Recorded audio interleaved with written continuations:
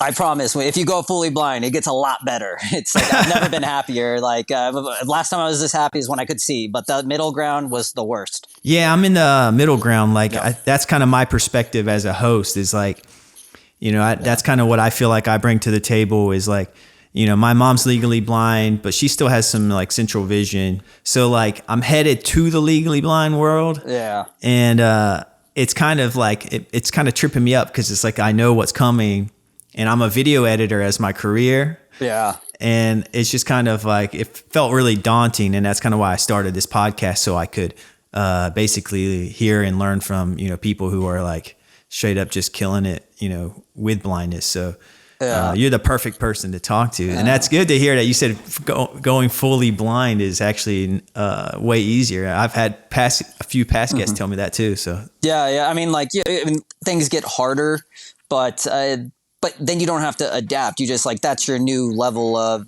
just normal. So like, I didn't start like in your words, killing it until I went fully blind. Cause like I was visually impaired for close to 7 to 8 years, like legally.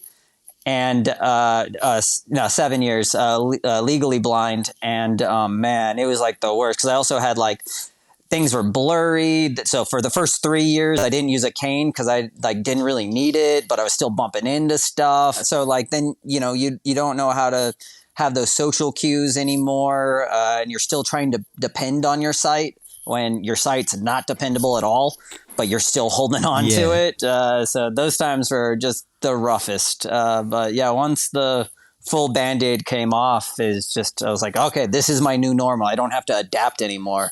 So it was good. No, that's great to hear. I mean, I watched that documentary, the New Yorker documentary that you were featured in, and it gave me like goosebumps. That was a really well made doc. That I'm sure was a really cool thing to be a part of. Yeah, it was really cool. But when you were talking about your story, like, you were a young skateboarder, then you were diagnosed with RP, and then you had to stop driving, and then you kind of had this grieving process where you kind of locked yourself in your room.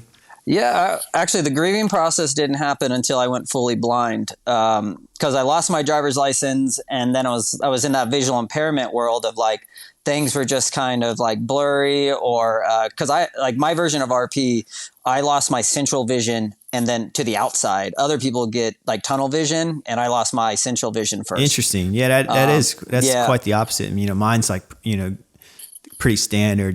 Peripheral first. Yeah. They actually thought it was Skarsgård's until I got genetically tested. We have RP that runs in the family, so they're like pretty sure it was RP, but no one in my family, everyone in my family had the normal RP that was tunnel vision, but my mutation is a different mutation than like my uncle that became blind. Yeah, that's interesting. Do you know the name of your like mutation? Yeah, it's a RPGR. RPGR. Yeah. Yeah. It's a more aggressive central vision loss type of RP. Do you have any beef with, the other versions of RPs? Like, do you? Oh no! If anything, I feel left out because like I'm in all these like RP groups, and it's you kind of feel like left out because everyone's talking about their tunnel vision or going blind in their like 50s or 60s. Yeah. That's what I was told I would go blind in my 50s and 60s. But the mutation I have is just way more aggressive and just worked in a different way. So yeah, sometimes I get more in common with like people that are fully blind now than the RP group, but it helped when I had some vision left. Yeah, that's interesting. Yeah, because I've learned that that classic phrase the about blindness being a spectrum. Yeah, and how it's like the people in the fully blind camp. You guys have almost like it's like your own community. And then you're also a part of like, the visually impaired, legally blind community too. But it's almost like a little subculture within the blindness spectrum of, the fully blind. Mm-hmm. Would you agree with that? Yeah.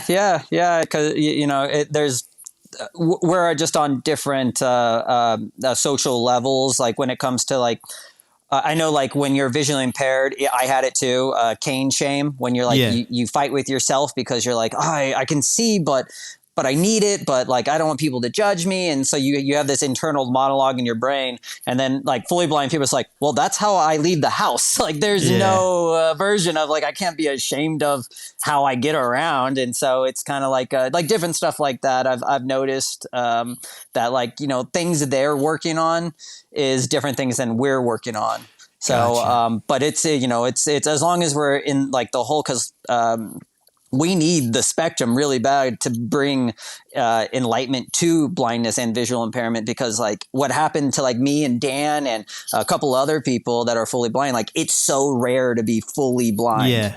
You know, it's like I think like it was like 2% of people that start going blind are only fully blind, or Yeah. so it's kind of crazy. Well, it's like even when I was diagnosed when I was 12, like I was too young to kind of comprehend it. But when I got into my 20s and I, you know, started to more like feel anxiety about, you know, my RP, in my head, it was, you know, I was going to be fully blind. But it's like in reality, I don't even know if I ever will be fully blind.